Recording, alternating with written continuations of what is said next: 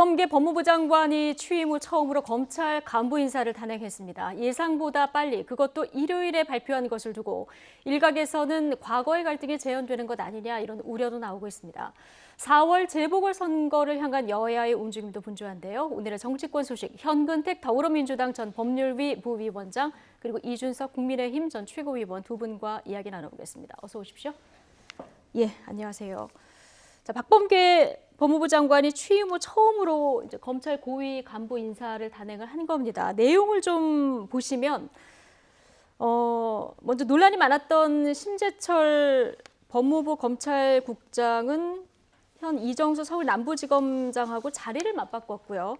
그리고 공석이었던 기조부장 자리가 이제 메워졌고 이성윤 서울중앙지검장, 이두봉 대전지검장, 한동훈 법무연수원 연구위원 다 유임이 된 이런 아주 소폭의 인사였는데 법무부는 6개월 단위 인사가 단행된 점을 고려해서 범위를 최소화했다 이런 설명인데 어떻게 보셨습니까? 현근택 일단은 대변인? 신임 장관이고요. 이게 네. 우연의 일치인지 모르겠지만 장관이 항상 1월에 오면서 1월에 인사가 됐는데 네.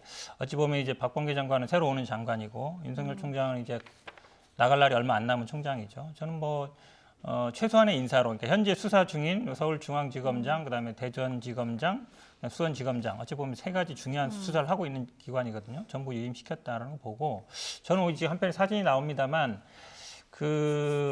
저는 이 내용도 중요하지만 형식도 중요하다고 봐요. 예. 예전에 이제 검찰총장하고 법무부 장관 인사를 할 때 항상 문제가 됐던 게 어떻게 만나느냐였거든요. 예. 근데 그래서 예전엔 보면 어떻게 했냐면 밖에서 식당에서 이렇게 만났어요. 사실은 근데 원래 맞다 그러면 총장이 검찰국장을 찾아가는 게 맞죠. 예. 근데 지금은 아마 박범계 장관이 찾아갔습니다. 서울 고검으로. 저는 그거 자체도 배려를 한 거다. 왜냐하면 누가 가느냐가 항상 쟁점이 됐거든요. 예. 그러면서 박범계 어디서 장관이 만나냐, 누가 찾아가느냐. 어디서 만나느냐. 예. 사실은 총장이 어찌 보면 그 산하 관청이기 때문에 찾아가는 게 맞는데 그동안은 그렇게 안 했었죠. 제3의 기관에서 만났는데 제3지대에서 만났었죠. 근데 어쨌든 박범계 장관이 서울 고검으로 찾아갔어요. 예. 저는 그것도 배려한 거다라고 봅니다. 왜냐하면 예. 우리나라는 물론 의전이나 이런 게 너무 신경을 쓴다는 것도 있지만 형식도 굉장히 중요합니다. 예. 근데 어쨌든 서울 고검 바로 대검 옆에 있거든요. 네. 대검 산하기관이고 그런 면에서 본다 그러면 인사에 여러 가지 모로 신경을 썼다고 봅니다. 예. 어디서 만나서 이야기를 나눴느냐 이 형식적인 부분에서 좀 배려가 있었다 이렇게 이제 보고 계신 거고요. 이번 인사에 있어서 가장 관심은 추미애 전 장관 측근으로 분류되던 검사장들, 특히 이성윤 서울중앙지검장이 유임되느냐 옮기느냐 이 부분이 굉장히 관심이었는데 유임이 됐고요. 그리고 윤석열 총장 측근으로 알려진 한동훈 검사장이 수사 일선에 복귀하느냐 이 부분도 관심이었는데 역시 유임입니다. 어떻게 보십니까?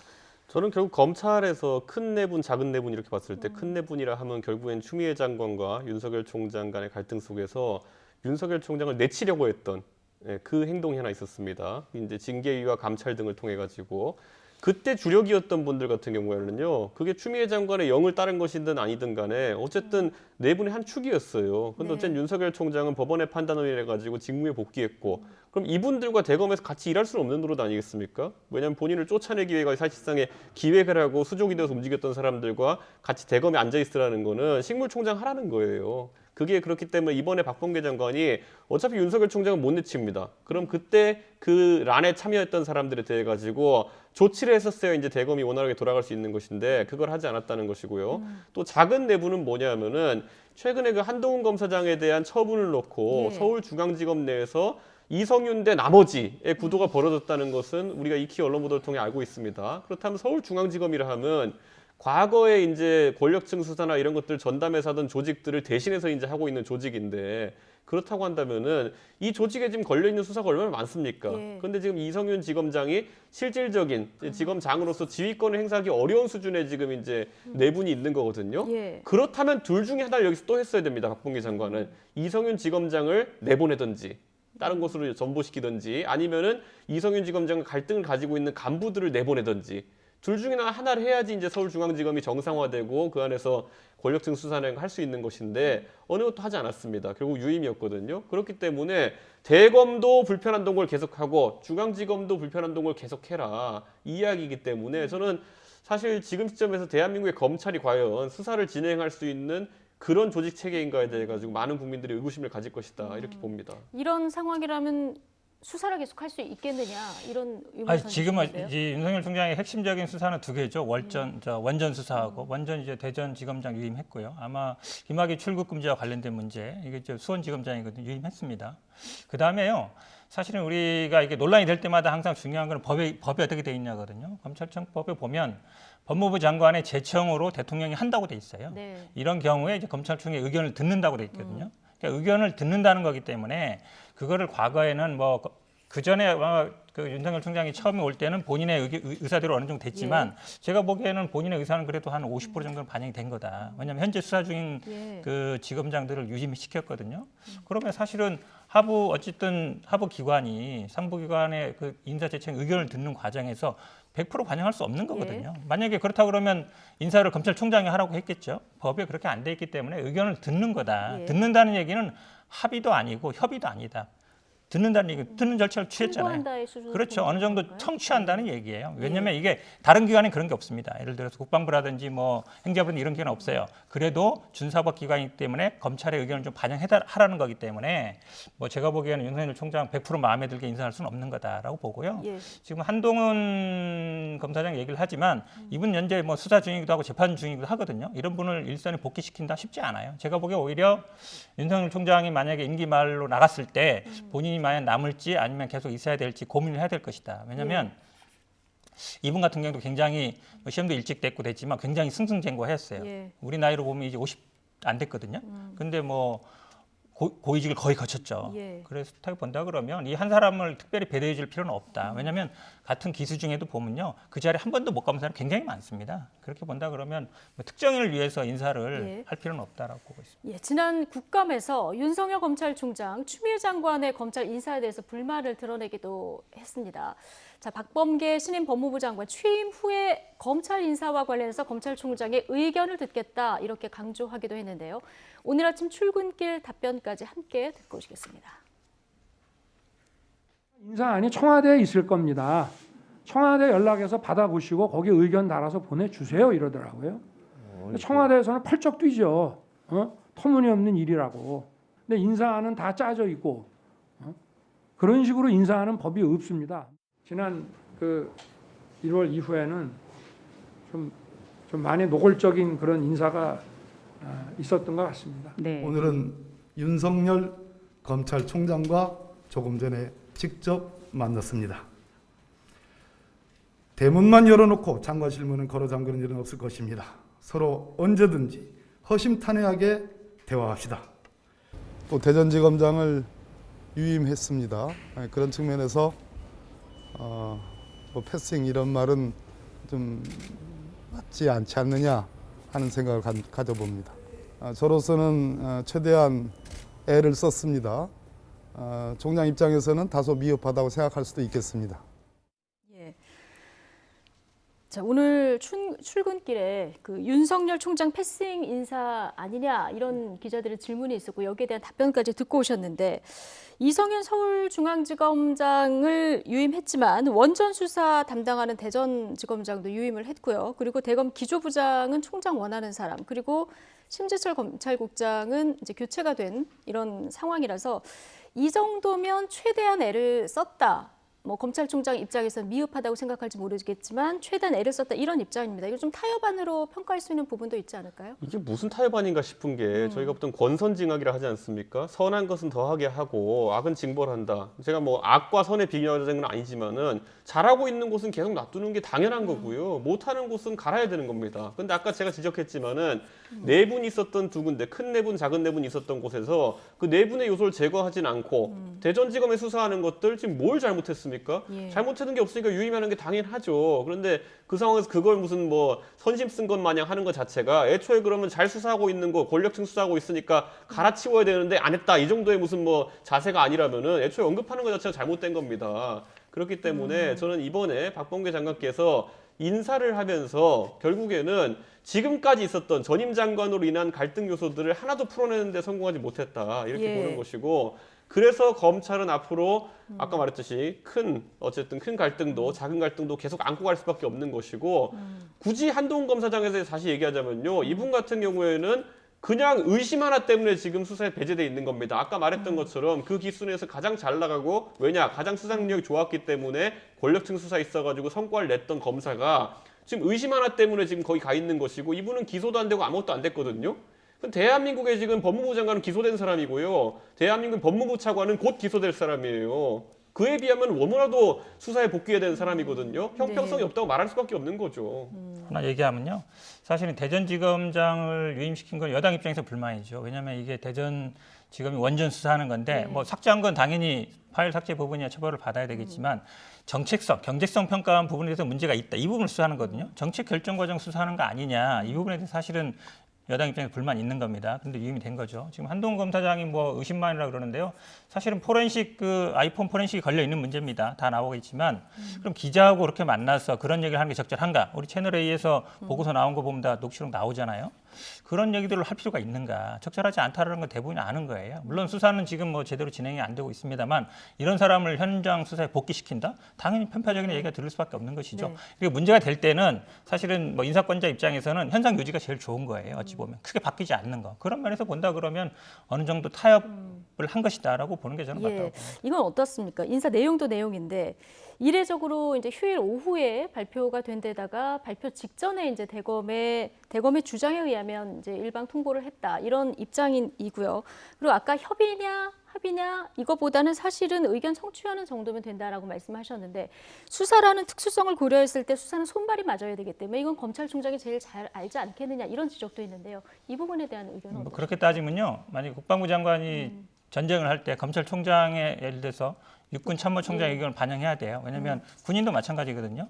전투를 할 때도 마찬가지입니다. 근데 사실은 보통은 1년마다 인사를 하게 돼 있어요. 그 정기 인사 시즌입니다. 그러니까 일요일 날 했느냐 안 했느냐 그렇게 중요하지 않아요. 근데 이제 사전에 알려졌느냐 이 얘기는 내가 미리 알려줬으면 이거에 대해서 반대 의사를 표명할 수 있었는데 그런 시간 안 줬다. 내가 왜냐면 이 인사에 대해서 내 의견을 반영해야 되는데 안 됐다는 얘기인데 그 부분 항상 논란이 될 수밖에 없는데 어쨌든 법적으로는 의견을 듣고 제청해서 결국은 최종 인사권자는 대통령한테 있는 겁니다. 장관한테 있는 것도 아니고요. 그렇기 때문에 사실 그런 절차적인 게 그동안 어찌 보면 윤석열 총장이 처음에 왔을 때부터 본인이 예전에 수사팀 했던 사람들 계속 인사를 됐죠. 거의 반영된 거예요. 오히려 그때는 법무부 장관이 그냥 패싱됐다고 보는데 이제야 제가 보기엔 제대로 자리를 잡는 것이다. 이제야 제대로 자리를 잡는 그럼요. 거다. 왜냐하면 이게 검찰 인사를 1년마다 하는 거는요. 이유가 있습니다. 그러니까 지역에 그러니까 그 밑에 수사관들은 바뀌지 않아요. 근데 경찰도 마찬가지고 검찰도 마찬가지인데 간부들은 한 지역에 오래 있으면 아무래도 유착이 되거나 아니면 이해관계 엮이기 때문에 1년이나 2년마다 바꾸게 돼 있는 거거든요. 근데 이번에는 어쨌든 현재 수사하는 사람들은 건드리지 않았다. 이 부분이 저는 뭐 의미가 크다고 봅니다. 윤석열 검찰총장 뭐 인사 난 이후에 허참 뭐 이런 반응을 보였다 이런 보도도 나오던데 어쨌든 윤석열 검찰총장의 임기는 오늘 7월까지고요. 오늘 뭐 이런 질문도 있었습니다. 윤 총장 임기 마친 후에는 대규모 인사를 하냐라고 했을 때 물론 이렇게 대답을 했거든요. 사실상 그렇다면 박범계 장관의 인사는 7월 윤석열 총장 퇴임 이후 인사를 좀 봐야 되는 거 아닐까요? 실제로 그러니까 결국에는 식물총장 만드는 목적이 있다 이렇게 보는 것이고요. 대한민국의 검찰이 식물검찰이 되는 걸 가장 좋아할 사람들이 누구겠습니까? 당연히 범죄자들이죠. 그러니까 범죄자들이 가장 좋아할 만한 일을 지금 하는 거는 저는 의아하다 이렇게 보는 것이고 지금 수사가 진척이 안 되고 있잖아요. 결국에는. 그런 점에 대해 가지고 굉장히 지금 국민들이 비판적으로 봐야 된다. 저는 이 생각을 하고요. 아까 한동훈 검사 건은 이제 그 뒤에 김명수 그 대법원장 얘기하겠지만요.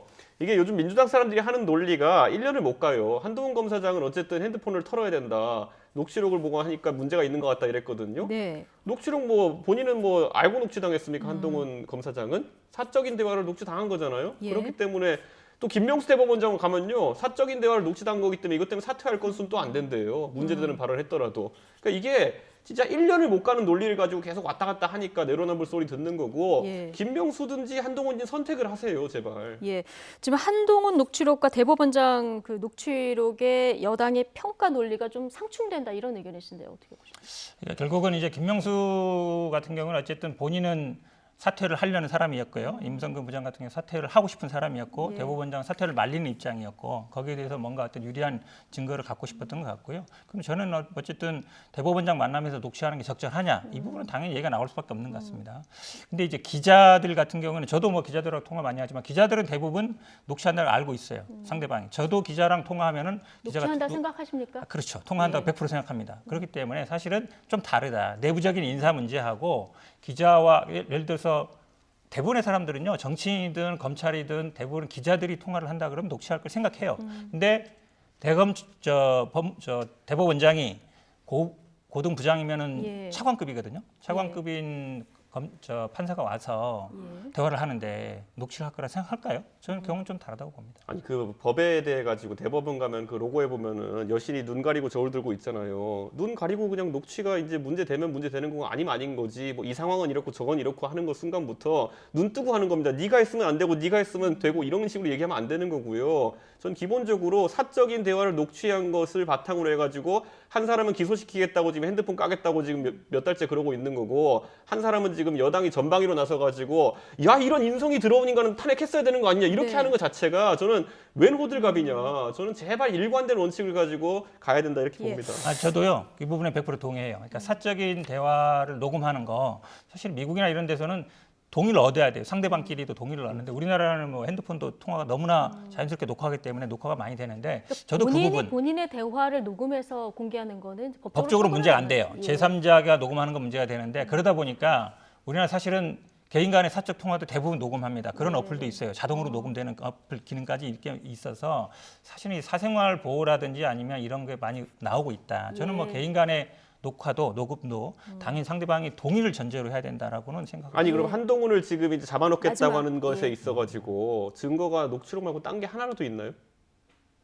그 녹취록은요, 사실은 공개가 이게 자꾸 아니, 그러니까- 같이 비교를 하시는데 임성근 부장 같은 경우는 본인이 것을 해명하기 위해서 녹취록을 공개한 거예요. 네. 그렇죠? 나는 대법원장이 거짓말한다 이걸 증명하기 위해서 낸 것이고 사실 한동훈 녹취록의 대상은요 방송이 나왔습니다. 그러다 채널A에서 그 녹취록 원본을 실사를 해서 조사를 했어요. 그러니까 이미 언론에 공개된 것이죠. 자발적으로 공개가 된 거예요. 그러니까 임성근 부장은 본인의 그러니까 대법원장을 어느 정도 약간 공격하기 위한 수단이었단 말이죠. 저는 뭐 그거를 물론 뭐 개인적인 사적 대화라는 틀에선 같지만 같이 볼 건 아니다라고 보고 있습니다. 네. 뭐가 다른지 모르겠습니다. 독취를 어쨌든 본인의 의사와 관계없이 녹취한 것 때문에 곤란을 겪고 있는 두 의사와 사람인데 관계없이 아니죠. 임성근 부장은 본인이 공개한 거죠. 아니 그러니까 녹취 당한 사람 있잖아요. 지금 김명수를 잡아놓을 것이냐 한동훈을 잡아놓을 것인가 해서 이 둘 다 녹취를 몰랐어요. 그런데 이 사람들에 대해서 한 사람에 대해 가지고는 잘못한 증거가 되는 것이고 한 사람에 대해 가지고는 진짜 뭐 상종하면 안 될 인간과 상종했던 것으로 이제 표현하고 이게 근데 뭡니까? 두 개를 똑같이 얘기하는데요. 임성근 부장 같은 경우는 이게 지금 수사의 문제는 아니에요. 왜냐하면 실제로는 거짓말 했느냐 안 했느냐 이 논란인 거죠. 그러니까 거짓말 했다고 해서 뭐 처벌받으면 모르겠습니다만 예. 한동훈 부장 같은 경우는 이 녹취록이 공개되면서 사실은 직권남용이냐 아니냐 아니면 형사 문제가 된 거예요. 압수수색을 들어갔고 그다음에 이 녹취록이 문제가 됐던 것이죠. 그러니까 수사 과정에 들어가는 상황과 아닌 것도 다르다라고 볼 수밖에 없습니다. 녹취록 공개가 어디까지 허용될 수 있는지에 대해서 아니, 의외로 민주당이 지금 굉장히- 녹취하면 인성이 예. 더러운 사람이래요. 민주당이. 예, 제 말이 알겠습니다. 아닙니다. 민주당 얘기입니다. 예, 좀 충분히 이 부분에 대해서 의견을 주고 받으신 것 같고요. 김명수 대법원장 녹취록 이야기가 나왔으니까 지금 삼권 분립 훼손 또 거짓말 논란에 휩싸인 김명수 대법원장 관련 이야기로 넘어가겠습니다.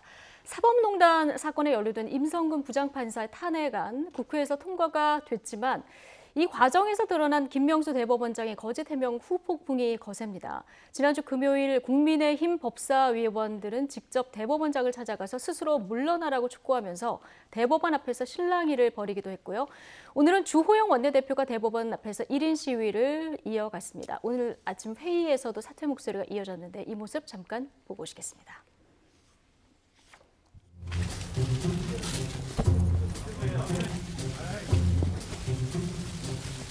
대법원에 국민도 못 들어가고 그런 곳이에요? 아니 이제 거짓말하는 대법원장이 국민들도 이제 통제를 시키는 거예요? 책임 있는 사람이 책임지는 얘기를 해야지 비겁하게 다른 사람을 위해서는 도망을 쳐.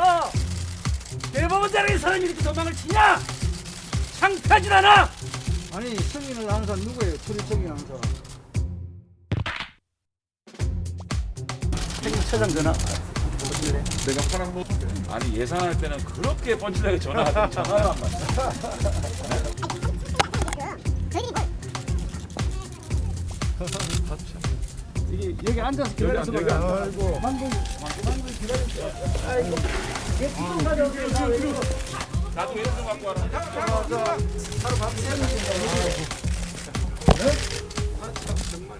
태어났으나 국회에 나면서 이런 걸 처음 봤네. 대한민국 대법원장으로서 하루라도 더 있어서는 안 될 사람입니다. 그래서 우리 국민의힘 의원들은 김병수 대법원장이 사퇴할 때까지 끊임없이 1인 시위를 이어갈 것입니다. 국민의힘 지난 금요일에는 대법원을 직접 찾아가서 이제 실랑이를 벌이는 모습도 보셨고요. 주호영 원내대표 오늘 1인 시위를 이제 이어가고 있는 이런 상황인데 지금 녹취 들어보셨지만 사퇴할 때까지 1인 시위를 이어가겠다 이런 입장인데요. 김명수 대법원장은 현재까지는 사퇴할 생각은 없어 보입니다.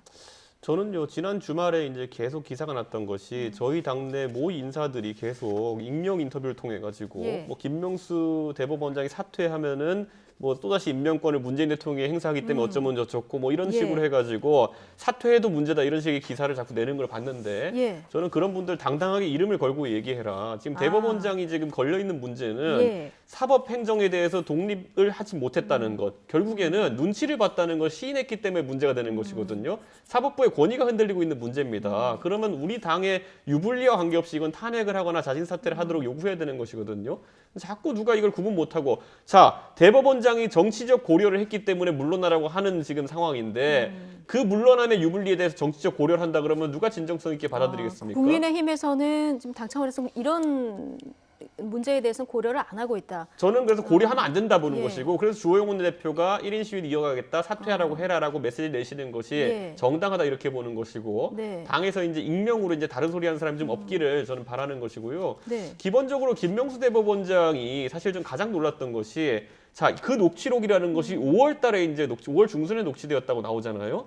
그 안에 보면 내용을 보고 전 충격이었던 부분이 뭐냐면요. 하도 국회에 설치는 사람들이 있어가지고 나는 네가 탄핵이 안 됐으면 좋겠고 그런데 넌 탄핵이 국회에 설치는 사람들이 있어서 네 면직을 못 받아들이겠다 예. 이랬거든요. 저는 그런데 이게 굉장히 놀라운 일인 게 뭐냐면요. 작년에 4월 총선이 있었습니다. 5월 중순이면요. 원 구성도 안 됐을 때예요.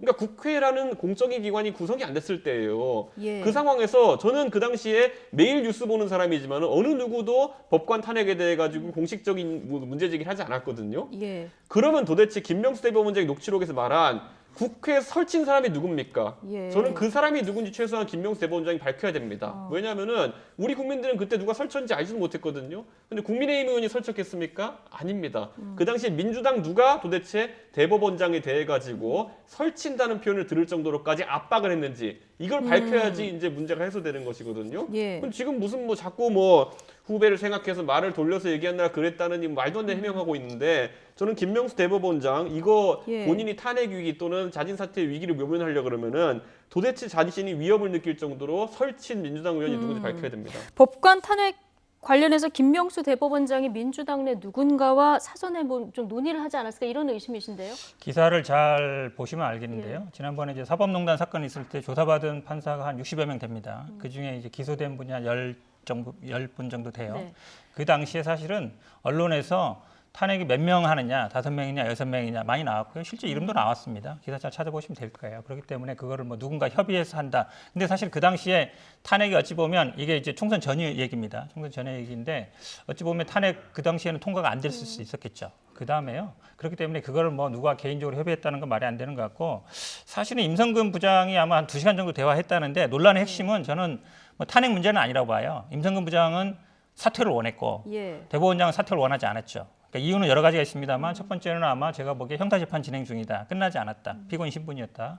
그다음에 징계 견책을 받은 걸로 알고 있는데 징계 절차에도 이의 제기했거든요. 징계 절차 끝난 게 아닙니다. 그러니까 그런 이유로 제가 보기에는 그동안 이제 판사나 검사들이 대부분 어떤 문제가 되면은 대부분 사퇴하고 나왔어요. 그리고 변호사 그냥 했거든요. 네. 그럼 변협에서도 항상 논란이 됐던 게 아니, 그냥 사퇴하고 나왔으니까 변호사 자격 줘도 된다 이랬어요. 근데 이렇게 징계를 당하거나 형사 재판이 끝나지 않은 상태에서 나왔을 때는 문제가 생깁니다. 그렇기 때문에 저는 사표를 안 받은 거는 정당한 거다라고 보는데 그 중에 한 2시간 대화 중은 대부분 그런 얘기였을 거라고 봐요. 예. 근데 그 중에 일부를 이제 아마 녹음을 해서 그게 결국 탄핵 얘기가 되고 있는데 사표를 수리 못하겠다. 저는 뭐 여러 가지 이유 중에 하나로 보는데 아마 제가 보기에는 뭐 김명수 대법원장이 당연히 그런 얘기를 한 기억이 없다든지 아니면 그런 얘기를 한 기억이 있다든지 이렇게 했어야 되는데 그런 말한 적 없다. 이렇게 예. 얘기한 건 저도 잘못했다고 봅니다. 하지만 예. 그거 자체가 이 임성근 부장이 이 당시에 사표를 받아줬어야 되느냐? 그건 아니다라고 예. 봅니다. 저는 민주당의 모든 이제 논리는 1년 내에 있었던 민주당의 다른 행동으로 반박이 가능하다 계속 얘기하고 있는데요. 자, 지난 총선을 앞두고 지난 총선 이후에도 불거졌던 논란이 뭐냐면은 황운하 당시 지방경찰청장의 어쨌든 국회의원 출마. 그런데 기소되었기 때문에 형사 기소되었기 때문에 의원 면직이 안 되는 대통령 훈령에 대해 가지고 논란이 있었죠. 그때 그래가지고 국회의원 취임한 날까지 의원 면직이 안 돼가지고 황운하 의원이 고생하다가 막판에 경찰이 머리 짜내가지고 한 게 뭐냐면 조건부 의원 면직을 시켜줬어요. 예. 예. 그것도 분명히 대통령 훈령에 규정이 있는 것이거든요. 예. 형사 기소된 사람 같은 경우에는 의원 면직을 받아주면 안 된다. 근데 경찰에서는 그걸 갖고 조건부 면직이라는 걸 해가지고 국회의원 만들어줬어요. 예, 왜냐 여당 국회의원이기 때문에 그렇겠죠. 근데 지금 와가지고 대법원도 똑같은 규정인데 거기에 있어가지고 김명수 대법원장이 규정 때문에 그렇게 했다라고 이야기하는 거는 자 임성근 판사 같은 경우는 국회의원 출마한 것도 아니에요. 본인이 수술받을 정도로 아파가지고 그렇게 해서 신청했는데 거기에 대해서 그러면 여긴 조건부니 뭐니 이런 것도 없이 무조건 안 된다고 하고 대한민국 같은 하늘 아래 같은 규정이 공무원에게 적용돼야 되는 것이지 여당 국회의원 출마한 사람은 마음대로 없는 규정 만들어가지고 조건부 면직시켜주고 지금 이 판사 같은 경우에는 본인들과 반대 성향을 갖고 있다 해가지고 예. 결국에는 아픈 사람 퇴직도 못하게 만들어버린 거 아닙니까? 그 민주당이 아무리 논리를 만들어도 자기들한테 했던 것 때문에 방어가 안 돼요. 오늘 이준석 황운하까지 끌고 예. 가는 거는 넘어가는 것 같은데요. 왜냐하면 그 당시에 기억하시겠지만 경찰에서 한 게 아니고요. 선관위 해석을 해줬습니다. 그 당시에. 왜냐하면 피고인했던 건 맞아요. 근데 출마 못하느냐. 결국은 이제 겸직 금지 때문에 문제가 됐던 건데 선관위 해석을 받은 거죠. 해석을 받은 걸 볼 수 있고요. 지금 사실은 임성근 부장뿐만 아니라 이게 개인적인 문제가 아니라요. 이길 사법농단으로 재판을 받는 사람이 한 10여 분 정도 되는데 대부분 징계가 솜방망이에 그쳤습니다. 저도 그건 김명수 대법원장이 좀 잘못했다고 보는데 이 사람들이 대부분 무죄 받거나 솜방망이 처벌에 그치면서 나와서 거의 다 변호사로 개업을 하고 있어요. 변호사를 하고 있고. 그러니까 형사적으로도 처벌 안 받고 징계도 안 받으니까 그냥 변호사 하는데도 아무 지장이 없는 상황으로 가고 예. 있는 거거든요. 근데 저는 이 상황이 과연 김명수 대법원장이 좀 저는 뭐 징계 문제라든지 아니면 내부 문제는 좀 잘못했다고 봅니다. 예. 왜냐하면 그러다 보니까 이게 결국은 탄핵까지 간 건데 사실은 지난번에도 말씀드렸습니다만 아니 형사수석 부장이 밑에 그 형사 재판하는 판사한테 관여할 권한은 없어요. 법적인 권한 당연히 없죠. 근데 법적인 권한이 없기 때문에 무죄다 이렇게 판결하고 있는 거거든요. 지금 법원에서 직권이 없기 때문에 해서는 안 되는 일이지만, 근데 너무 형식적인 논리다. 왜냐하면 아니, 법적인 권한이 없기 때문에 직권남용이 안 된다 그러면 누가 그러면은 법적 권한이 있는 대통령은 다 100%가 직권남용이 되고 나머지 안 된다는 거라서 물론 제가 보기에 뭐 대법원장이 일선 판사한테 이거를 직권남용 유죄 때려라 이렇게 할 수는 없지만 최소한 내부 징계 절차는 제대로 했어야 된다라고 생각합니다. 그럼 아까 사실관계에서 계속 이제 다른 말씀하시는데 선관위에서 해석한 거는 출마할 수 있느냐 없느냐의 문제예요. 근데 나중에 결국 당선돼가지고 국회의원이 되는 날, 취임하는 날, 그날 전까지 공무원을 퇴직해야 되는데 그게 안 되니까 경찰에서 조건부 면직 시켜준 거 아닙니까? 그거 왜 자꾸 다른 얘기를 섞어가지고 되는 것처럼 선관위가 해준 것처럼 얘기하세요. 경찰이 한 겁니다. 선관위가 출마할 수 있게 해줬잖아요. 민감용 청장이 한 겁니다. 출마를 한다는 것은 중요한 것이지 그다음에 출마해서 당선이 됐는데 그러면 이 사람이 정치적인 걸 그런 게 아니잖아요. 제가 말씀드리는 거는 기본적으로 법원이나 검찰 같은 경우에는 그런 징계 절차나 어떤 처벌을 받는 경우에는 대부분 사퇴를 못하게끔 네. 규정이 돼 있단 말이에요. 기본적으로. 근데 징계 받았는데 지금 조건부 면직시켜줬잖아요. 징계가 아니라 기소됐는데. 이 사람은 내부적인 징계 절차가 진행 중이라는 거죠. 예. 기소까지 당해가지고 지금 재판받을 사람인데 거기에 대해서 안 된다는 규정이 대통령 훈령 5조에 명확하게 있어요. 근데 조건부 면직 시켜줬잖아요. 그러니까 지금 그게 예. 그러니까 있는 상황에서 지금 이제 임성근 판사에 대해서 아무리 얘기해봤자 내로남불이라니까요. 예, 임성근 부장판사 사표건과 황운하 의원 예전에 이 건하고 비교해서 좀 논의가 길어졌는데 이 논의 여기서 좀 마무리해도 될까요?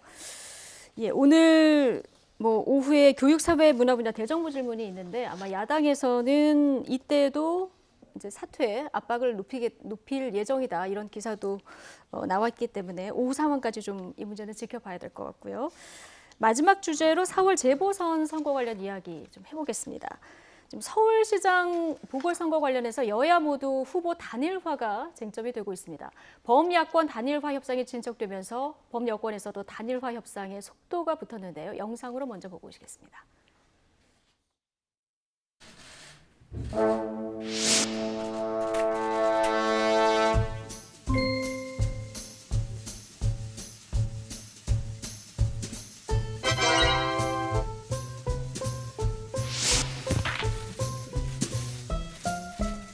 우리가 이렇게 만나네.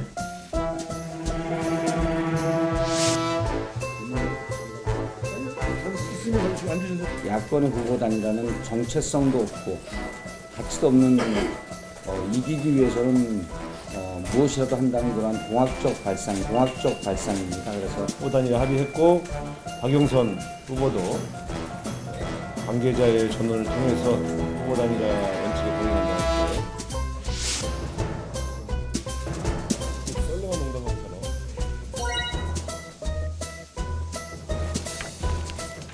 읽으시고 먼저 읽으세요. 네, 짝수로 읽고 홀수로 읽으시고. 제가 중봉인가? 제가 이상한 것 같아요.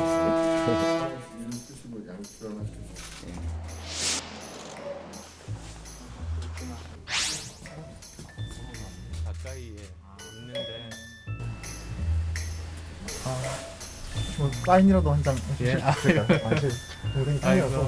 이름이 어떻게 돼요? 이용준? 네. 후보를 낼 자격이 없는 당들이 뭐 그렇게 이야기하는 건 저는 관심 없습니다.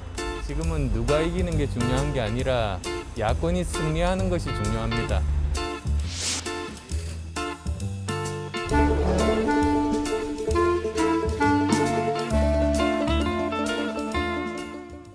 네, 뭐 범진보, 범보수 할 것 없이 단일화가 쟁점인데요. 국민의힘 본경선 대진표가 확정이 됐고요. 결과는 3월 4일 발표한다고 하고 안철수, 금태섭 두 사람은 3월 1일에 이제 단일화가 누구로 되는지 결정을 발표한다고 했습니다. 이후에 이제 또 단일화 과정을 거쳐야 되는데 지금 김종인 비대위원장과 안철수 대표 사이 약간의 신경전도 있는 것 같은 이제 보도들이 나옵니다. 최종 단일화까지 문제 없을까요? 단일화 제가 봤을 때는 결국엔 서로가 유리한 룰을 고집하면 될 리가 없고요. 그런데 이제 서로 이제 사실 이건 당 안에서의 단일화도 아니고 결국엔 당 밖에 있는 후보와의 단일화이기 때문에 네. 당내 구성원들의 동의가 절대적으로 필요합니다. 그런 상황 속에서 저는 국민의힘 내부에서 이제 선거 승리를 위해 단일화하겠다는 여론은 상당히 이제 축적된 상태고 예. 다만 이제 경선 과정에서 저희 당의 이제 나경원 의원 그리고 오신환 전 의원 그리고 그 오세훈 시장, 조은희 예. 후보 이렇게 냈다 오늘 상당히 기후 추첨해서 순번으로 정해졌는데 1번이 오신환, 2번 오세훈, 3번 나경원, 4번 조훈희 이렇게 그렇게 정했습니다. 결정이 그런데 됐고요. 그분들이 상당히 이슈를 만들고 있거든요, 지금. 네. 특히 나경원 의원 같은 경우는 정책 발표를 하면서 또 오신환 의원과의 설전 과정을 통해 가지고 또 이런 것들이 주목을 받고 있기 때문에 결국 한 달 정도 시간이 지났을 때 누가 유리한 단일화판이 될지 모릅니다. 그렇죠. 그렇기 때문에 저는 룰에 대해 가지고 그때 가서 판단할 게 아니라 지금부터 물밑 협상은 해야 된다. 이런 지금 정해놔야 한다. 그렇죠. 예. 그리고 이제 사실 이번에 금태섭 의원과 안철수 대표 간의 이제 단일화 과정을 본다 하더라도 우선 이제 당과 관계없는 후보들 간의 단일화이기 때문에 여론조사 룰에 대해서 보통 단일화 갖고 싸우는데 그게 아니라 이례적으로 토론 횟수를 몇 번으로 할까 이런 것 때문에 이제 다툼이 있었거든요. 예. 그렇기 때문에 저는 만약에 이게 그 제야 후보의 단일화들이 된다고 하더라도 우리 당 후보와의 단일화라는 것은 당원 비율이라는 게 그 핵심 쟁점이 될 수가 없습니다. 그렇다면 결국엔 또 토론 횟수라든지 이런 어떤 흥행 요소들에 대해 가지고 이견이 있을 텐데 이런 부분은 충분히 사전에 협의가 가능한 부분입니다. 그렇기 때문에 전 이런 것들은 지금 예. 밖에 드러내고 협상할 필요는 없겠지만은 물밑에서 준비를 한다 그러면은 3월 초에 이제 각자 후보가 결정된 뒤에 시너지가 나는 단일화가 가능할 것이다 이렇게 봅니다. 뭐 국민의힘 내부에서 그리고 제3지대 여기서 어떻게 후보를 정하느냐 이 세부적인 것도 중요하지만 그것보다 이 마지막에 경선을 치를 그 룰에 대해서 지금부터 좀 물밑 접촉을 해서 확정을 하는 것이 좋겠다는 그러니까 상식적인 선에서 하면 됩니다. 갑자기 예. 어떤 후보가 정신 나가가지고 내가 토론 못하니까 토론 한 번도 하면 안 된다 이래버리면 안 되는 겁니다. 그러니까 그렇죠. 상식적인 선에서 합의를 할 수 있으면은 저는 성사된다 봅니다. 예. 자, 범여권도 보겠습니다. 지금 우상호 의원하고 열린우리당 정봉주 전 의원이 단일화의 뜻을 모았는데 양당 통합을 전제로라는 이 단서가 붙었습니다. 근데 이 당을 통합한다는 거는 지도부의 어떤 의견과 당의 내부적인 어떤 합의가 있어야 되는 거 아니겠습니까? 그거 어떻게 받아들일까요? 그렇죠. 그러니까 당 통합 얘기는 보통 이제 전당대회 때 나오는 얘기죠. 예. 사실은 이제 후보들이 할 얘기는 아니죠. 면밀히 따지면. 그리고 아마 지금 박영선 후보 같은 경우도 물론 반대하지는 않지만 뭐 적극적으로 하겠다 이런 건 아닌 것 같고요. 아마 지금 지도부 입장도 지금 이 얘기를 할 땐가, 왜냐하면 이거는 조금 운인 것 같은데요. 근데 아마 우상호 후보 입장에서는 그래도 당내 지지를 좀 받아야 되고 어찌 보면 좀 밀리고 있다고 보잖아요. 예. 그렇다 본다 그러면 당원들, 당내 지지를 좀 확보하겠다는 생각인 것 같긴 한데 어쨌든 장기적으로 이제 이 보궐선거 끝나면 이제 당대표 선출하거든요. 그다음에 대선 국면 이렇게 넘어가면은 뭐 통합될 수밖에 없는 구조 아닌가라고 보고 있습니다. 정의당이 무공천 결정했잖아요. 정의당 지지층이 이번 선거에서 어느 정도 변수가 될 거라고 보십니까? 그러니까 이거 저도 뭐 100% 확신은 없는데 예전에 보면은 우리 국회의원 선거 때도 뭐 지역은 민주당 뽑고 뭐 비례는 정의당 뽑고 이렇게 어떻게든 해왔어요. 약간 크로스포팅을 해왔는데 최근에 이제 정의당이 보면은 최근에 이제 총선 이후에 보면 약간 정의당하고 민주당이 꼭 같이 가는가에 대해서 의문을 갖는 사람들이 많거든요. 그러니까 정의당 당원들이 과연 민주당 후보를 찍어주겠는가 아니면 보궐선거라서 또 투표장에 나오겠는가 이런 생각도 있어서 큰 변수는 제가 보기에 되지는 않을 가능성이 높다. 오히려 뭐 열린민주당이라든지 이런 분들이 오히려 당 지지자들이 얼마나 투표장에 나오느냐. 결국 보궐선거는요. 투표율에 투표장에 얼마나 데리고 오느냐가 굉장히 중요하거든요. 그러니까 정의당에서는 오히려 안 나올 가능성이 더 높지 않은가 개인적으로. 알겠습니다.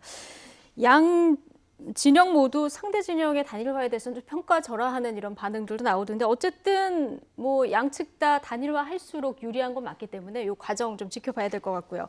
최근에 여론 흐름을 좀 보겠습니다. 정당 지지율은 최근에 뭐 엎치락 뒤치락 왔다 갔다 하는 이런 상황이고요. 자, 좀 눈에 띄는 부분이 있어서요. 그동안 양자 대결에서는 안철수 후보가 앞서는 결과가 많았는데 박영선 장관 다자 대결에서 1위 결과가 나오더니 양자 대결에서도 지금 보시는 것처럼 안철수 후보에 앞선다. 이런 조사 결과가 나왔습니다. 이준석 전 최고위원님 어떻게 보고 계십니까? 저는 결국은 아까 현 부대변인이 말하는 것처럼 투표율이 좌우할 것이다. 저기 지금 양자 대결 결과가 나왔지만은 둘 합산해 보면 78% 정도밖에 안 되거든요. 그럼 22%의 표심이 아직 움직이지 않았다라는 것이고 지금 전반적으로 정권 심판론이라는 것이 높아진다는 다른 조사들도 있기 때문에 그 22%를 누가 가지느냐에 따라 가지고 결국 양자 대결 성패는 갈린다 이렇게 봐야 될 것 같고요. 이 표심은 진짜 선거 앞두고 투표하라고 하기 전에 이제 결정하시는 분도 있습니다. 그렇기 때문에 야당 입장에서는 끝까지 이제 관심을 받을 수 있도록 그리고 또 이렇게 실수하지 않도록 노력해야 될 겁니다. 지금 여당 입장에서는 서울시장 선거도 굉장히 불리한 이슈들이 많았는데요. 지금 박영선 전 장관이 공식 지금 후보로서의 그 선거운동을 시작하면서 지금 많이 그 지지율을 만회하는 이런 모습을 볼 수 있는데 좀 고무적인 반응이 나오고 있습니까? 그렇죠. 왜냐하면 계속 뒤지고 있고 정당 지지율도 보면 안 좋게 나오고 있죠. 근데 박영선 지금 후보 같은 경우는 포지션이 약간 중도적인 입장이거든요. 지금 앞에 말씀드렸지만 사실은 뭐 양자 대결을 염두에 안 둘 수밖에 없는데 단일화가 되는 걸 전제로 하는데 아마 지금 큰 흐름에서 보면 그러니까 민주당 지지자를 제외하지는 않을 것 같아요. 왜 그러냐면 지금 국민의힘 내부에서도 제외하지 않고 있거든요. 근데 2012년 대선 때도 기억해 보시면 알겠지만 문재인 후보하고 안철수 후보 가장 싸웠던 게 뭐냐면 누구를 지지하느냐로 할 거냐 아니면은 상대 후보와 대결해서 누가 이길 거냐 요거 가지고 결국 싸우다가 합의가 안 됐어요. 근데 저는 아마 안철수 대표도 이번에도 이거를 끝까지 갖고 갈 것이다. 그러니까 상대 후보가 정해졌을 때 누가 이기느냐. 왜냐하면 본인이 유리하기 때문에. 근데 지금처럼 만약에 지지율이 약간 하락 국면에 있다 그러면 누구를 지지합니까 했으면 본인이 안 될 게 뻔해요. 그럼 단일화 국상에 안 들어가겠죠. 그래서 제가 보기에는 결국 그 싸움, 그러니까 여론조사 문구 가지고 싸움 쉽지 않다. 그럼 뭐 단일화 필요도가 길어진다 그러면 여당한테 유리한 국면이 될 수 있다고. 단일화 여부도 이제 관심입니다만은 지금부터 각 후보의 공약도 좀 꼼꼼히 살펴봐야 되는 이런 시점입니다.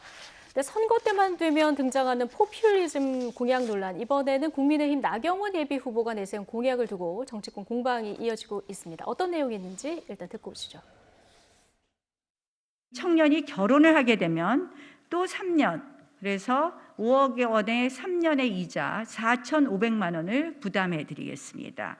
여기에 아이를 하나 낳으시면 또다시 3년 추가해서 5억 원에 대한 4,500만 원, 이자 4,500만 원을 부담해 드리겠습니다.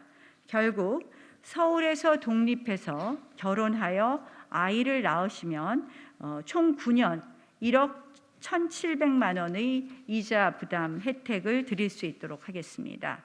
모든 청년들한테 저는 이것은 과도하게 퍼플리즘이나 그냥 선심성 공약이고 이거 희망 고문이 될 수 있다 뭐 이런 취지에서 제가 비판한 것이지 시에서 돈을 준다고 해서 결혼하고 시에서 돈을 준다고 해서 출산한다고는 생각하지 않습니다. 그런데 그 행복의 가치 개념이 거기서 빠져 있다라고 보고요.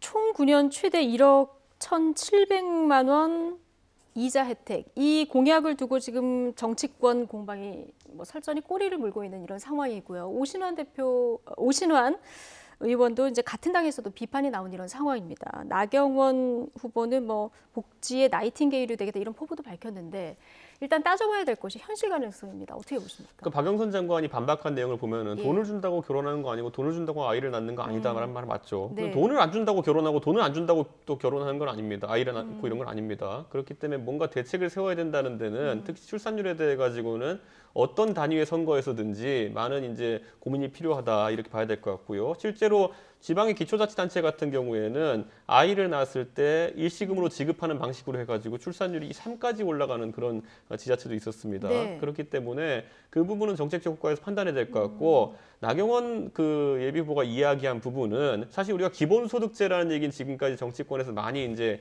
얘기가 나와 있었는데 그 앞에 뭐가 있냐면 기본자산제라는 것이 또 있습니다. 기초자산제. 예전에 정의당 같은 경우에는 20세가 되는 순간에 몇 천만 원을 지원하겠다 이런 식의 것이 있었거든요. 그런데 그것보다 약간 재정 부담이 덜하면서 비슷한 성격을 가진 것이 국가신용대출의 개념입니다. 국가가 어쨌든 저리로 국민들에게 시작할 수 있는 그런 어떤 자금을 지원한다는 의미가 있는 건데 기초신용대출 같은 경우에는 학계에서 충분히 연구되는 것이고 아주 이렇게 논란이 될 만한 내용은 아닙니다. 다만 이제 금액이나 이런 것에 대해서 개수 조정은 필요할 수 있겠으나 이 개념이 대한민국의 선거판에 처음 등장했다는 것은 상당한 의미가 있는 것 같고요. 저는 여기에 대해서 이제 다양한 경쟁이 이루어질 것이다 이렇게 봅니다. 논란 속에 지금 허경영 국가혁명당 대표도 소환이 된 이런 상황입니다. 현실 가능성 현근택 우리 윤석 최고가요 이런 얘기 나올 때마다 항상 하는 얘기가 있어요. 예. 증세 없는 복지는 허구다. 근데 사실은 지금 나경원 전 의원 같은 경우에는 재산세, 종부세, 양도세가 깎아야 된다 얘기하고 있거든요. 그 예산을 가지고 예산은 그러니까 세금을 깎아주면서 복지 늘리겠다는 얘기잖아요. 네. 그 자체 모순이죠. 예. 그러니까 우리 민주당 같은 경우에는 어쨌든 재산세, 종부세, 양도세에 대해서 후퇴할 생각이 없어요. 복지 늘린다. 저는 말이 맞다고 봅니다.